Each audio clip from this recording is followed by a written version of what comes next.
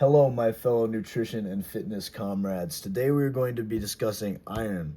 We're going to be discussing the benefits of iron, some of the symptoms that could indicate that you do have low iron, some of the causes of low iron, what inhibits, everything that inhibits iron absorption, everything that enhances iron absorption, the best bioavailable forms of iron, and the hardcore methods that I found through extensive research to get iron, to get the most iron, how much iron you should be getting depending on your status.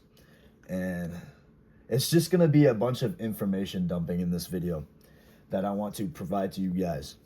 So let's get started. First, we have the benefits of iron. Number one is oxygen transport. Iron helps carry oxygen through our red blood cells all throughout our body. So basically, our body can function and be healthy because oxygen is probably one of the most freaking essential parts of our virility, of our life force, of our life energy. Because think about it. You can go with food. You can go probably months without food, right? And survive. You can go days without water and survive. You can go minutes without oxygen and you will die. That's how important oxygen is. And that's how important iron is, because we need that to transport oxygen. Now, the next benefit is improved cognitive function and boosting our mood. So, again, it helps carry oxygen throughout the body. And in doing so, it will help carry oxygen through our brain. The more oxygen we have to our brain, the better our brain can function. Now, next benefit is it's important during pregnancy. It's very important. It increases the blood volume and it significantly helps with fetal growth. Next is collagen synthesis. So it's important for skin health, for hair health, for nails, for joints, all things like that. And even if you are taking a collagen supplement, you might not be getting that collagen, because in order for the collagen to kind of work through your body, it needs to go through this process called collagen turnover or collagen synthesis. And in order to complete that process, your body needs iron, your body needs oxygen, your body needs ferritin. So, next is temperature regulation. If you are feeling a bit like weirdly cold all the time, you might have an iron deficiency. It's possible. All right, next let's go over the symptoms.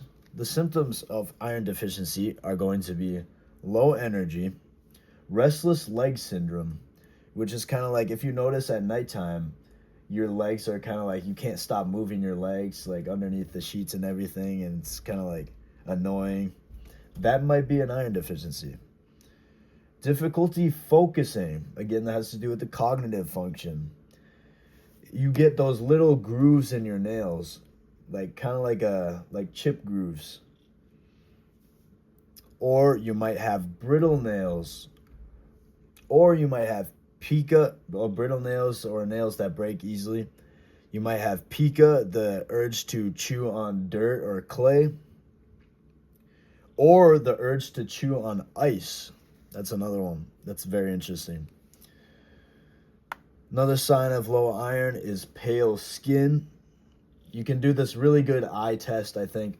It's where you like go like this with your eye. Pull your finger, pull the skin underneath your eye with your finger, and you can look in the mirror. If it's like red and like pinkish, that's how it's supposed to look. If it's pale and like more white, that means you have a pretty good chance of iron deficiency. Especially if the rest of your skin is pale. You might have pale skin. You might have an uneven skin tone. So you might have blemishes or like little red dots all over your face. That can be a sign of iron deficiency. Or In very severe cases of chronic iron deficiency, you might have the spooning of the nails, which is where your nails are kind of shaped like a little spoon. So let's go over the causes of anemia, causes of iron deficiency. It might not be, like, besides taking in low amounts of iron, it might not be that you're not getting enough iron. It could be that you have low hydrochloric acid, so your body's not producing enough HCl, which is kind of like the acidic part of our stomach that helps break down food. It also could be gut inflammation caused by the modern diet, like eating out at restaurants, these seed oils with all these omega-6s and anti-nutrients. It also could be from high nut or seed intake, because nuts and seeds do have high amounts of what are called phytates, tannins, or lectins. These are anti-nutrients that bind to iron. If you do germinate the seeds or nuts, which means like put them in water overnight and everything, that helps get rid of most of the phytic acid content. But in my opinion, it would just be optimal to avoid all that completely. But actually, nuts and seeds, if you do eat nuts and seeds, because there's a lot of benefits to nuts and seeds, I would advise you to eat that separately from the time that you're getting your iron in, whether it be from a supplement or food. I'll discuss that later, why it's important to get it from food, not really from a supplement. That's not optimal. Next is you got a gastric bypass surgery. So that could be why you're not absorbing iron. And last but not least, you could have IBS or SIBO, small intestinal bacterial overgrowth, or irritable bowel syndrome. So if you have any of these, please go do your research on that. My favorite way to research nowadays is not even Google. It's what's called Perplexity, which is a website online. It gives you sources for literally every single sentence it provides you. So you can literally highlight a single word from the information it's giving you, and you can check the source of that word, of that sentence, of every single little detail that's giving you. So yeah, look that up. I'll put a link in the description. It's called Perplexity. That's how you should do your research. And you should be asking all these questions about everything. And just be more mindful and aware and observant. And that's how you become a good researcher. So let's go over to the next whiteboard here. This is my iron maxing protocol. This is everything you can possibly know, to my knowledge so far, how to increase your iron uptake and iron absorption. So first, this is crazy. This is an interesting fact. 30% of the whole population is iron deficient. Think about that, 30%. Making iron actually the most popular nutrient or mineral deficiency in the world, which is very interesting. We need to be getting our iron, so chances are you could be iron deficiency. You could be part of that 30%. So the daily value, what they recommend, oh frick, I just erased something. What they recommend for an amount of iron to get per day is 18 milligrams. Now, is that optimal? No. If we want to optimize our lives and get the most iron possible without getting to that, that super high level where it's causing like side effects, we want to be just below the upper limit, which is around 45 milligrams per day. 18 milligrams, the daily values, basically, if you don't know, those are basically there to say, hey, this is the amount you need to not have like diseases and all this stuff, right? So let's go over what inhibits iron. Because before we look at like, okay, what enhances iron, maybe we should look at what it's inhibiting our absorption of iron. Because imagine you're running and you're running in a race, right? And you're worried about, oh, how should I like breathe to run faster? How should I run? Like, should I run with my arms open or my arms are like this? Like when there's literally a goblin freaking grabbing your leg and pulling you backwards and trying to drag you back. Like, let's get rid of the freaking goblin first. And then we can focus on like the little intricacies that we can use to optimize our iron absorption. So, number one is you're consuming calcium with your iron. Consuming calcium with your iron is going to significantly reduce your iron absorption because the pathways for iron and the pathways for calcium is the same pathway. So they're competing for absorption. And only just 150 milligrams of calcium taken with your iron can reduce your iron absorption 50 to 70%. So please take your iron in the morning and your calcium at nighttime, or vice versa. Next is going to be polyphenols. These phytochemicals, plant chemicals that come from plants, these can inhibit your iron absorption. Specifically, EGCG or GT, no idea what that stands for, but that's going to be green tea, or yeah, GT probably stands for green tea, or grapeseed extract from grape seeds. If you're eating seedless grapes, that's fine. That's not going to have any effect because they take the seeds out. But also, here are the anti-nutrients. Here are the main anti-nutrients that's going to block your iron absorption. So what carnivores like to do is they like to take these anti-nutrients, which all come from plants, right? And remove plants completely because of it. I don't recommend that because a lot of plants do have a lot of good nutrients in them, like polyphenols, glutathione, like these vitamin C. Like plants contain so many things that are good for us that we shouldn't completely disregard them and take them out of our diet. But we should eat it separately from our meat. You see that? So you're getting your nutrients in, and maybe you're eating meat in the morning and then you're eating vegetables at nighttime. See, now the nutrients from the meat is already absorbed into your body. So when you eat the anti-nutrients, when you eat the vegetables later in the day, they can't bind to and frick with the nutrients that you've gotten from earlier in the day. So you want to avoid or eat separately with your iron tannins. Tannins come from like tea or coffee and stuff like that. Oxalates from like spinach or other leafy greens, and phytates that come from nuts and seeds, seed oils, all that stuff. And also manganese and iron compete for absorption. So if you're taking manganese, separate it from your iron.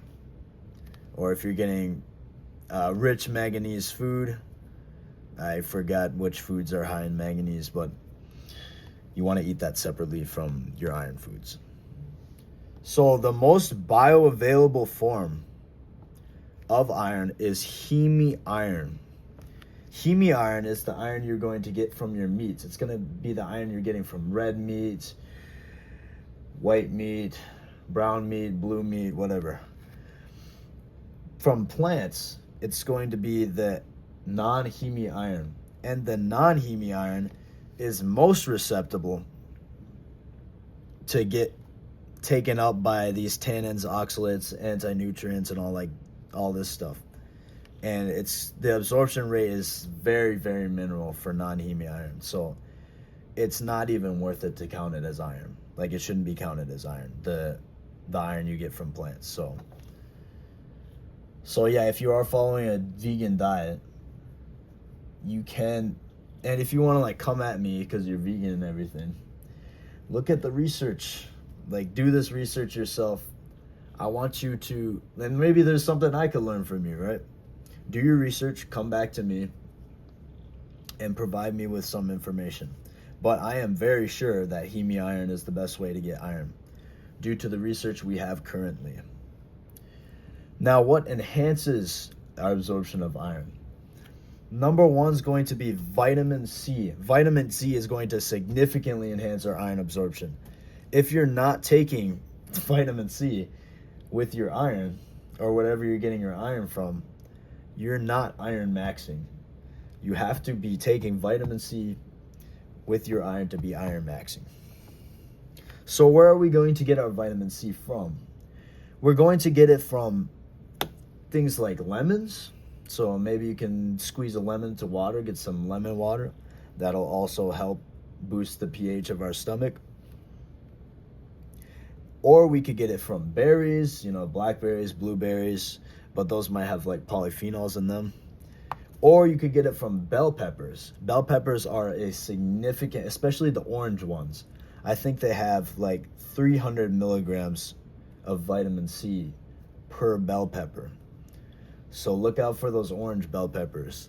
But most bell peppers have a significant amount of vitamin C. So if you eat a pepper with your meal, you can enhance the absorption of actually a lot of different nutrients, not just iron. Next is going to be vitamin A. Vitamin A you can get from cod liver oil. That's what I take. You're going to want to take it every other day. We'll explain that later. Vitamin A significantly enhances the absorption of iron as well. So also next is betaine HCl. Especially if you have like a low stomach acid and you're finding that your body has difficulty digesting or absorbing nutrients. You could take a betaine hydrochloride as a supplement, or you could also take apple cider vinegar, 2 spoonfuls with each meal, your iron meal specifically. So, now, what is my hard freaking core methods to getting iron? My hardcore methods to get iron, and you're not gonna get anything else from, like, you're not gonna find anything else that has this much iron in it, is clams. Look at that. 23 freaking milligrams per 3 ounces of clams. 3 ounces is going to be like those little cans that you get at the store. So you can get canned clam meat, and that will be your perfect source of iron. I know some of the cans are lined with like BPA and stuff. So that's like plastic, that's an endocrine disruptor, but yeah, I'm just saying clams have like the most in them. So, and fair sources, which I wouldn't even regard, there's nothing that comes close to clams. It's going to be oysters and liver. So those go in the second place spot. And now, we actually want to avoid iron supplementation. Why? Why avoid? My doctor prescribed it. Why should I avoid iron supplementation? Why should I listen to you, James? Well, I have the deep research. So, why should we avoid iron supplementation? Most iron supplements are actually what are called ferrous oxide. It's a certain form of iron, and it's kind of like the mineral, kind of like the iron you get from the earth, right? And that only has an absorption rate in our bodies of about 10 to 20%. 10 to 20%. That's pathetic. So we need to be getting our heme iron, which is around more like 70% absorption. Way better. If you're taking iron supplements, bro, eat clams, okay? All right. And then next, this is very important, okay? You want to not be doing your iron maxing. Iron maxing is probably like you'd be eating a lot of clams one day or something. Remember, don't go over the upper limit of 45 milligrams because consistently doing that, it's going to cause, other deficiencies and stuff like that. Everything has to be balanced here. We shouldn't be going past this number of 45 milligrams a day, even from natural sources like clams. So maybe eat 2 servings of 3-ounce clams per day. Not per day, because look at this down here. You want to iron load every other day. You don't want to be having iron every single day, because I forgot, but there's like this transporter, I think. Basically, I forgot the details, but basically, it's more efficiently absorbed if you have iron every other day instead of every single day. Because a 24-hour cycle of not having iron, or as much iron, it makes the receptors more sensitive to iron, basically.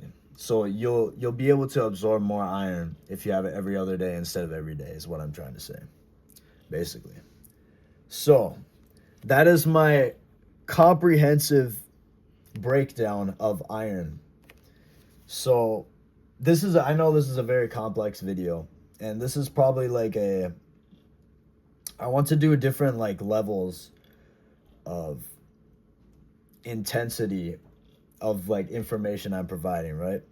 So maybe level 1 would just be basics of iron and stuff like that, basic benefits, 1 or 2 main benefits that I give them, and then the main stuff that inhibits iron that you completely want to avoid, and then the main stuff that enhances, and the best way to get iron.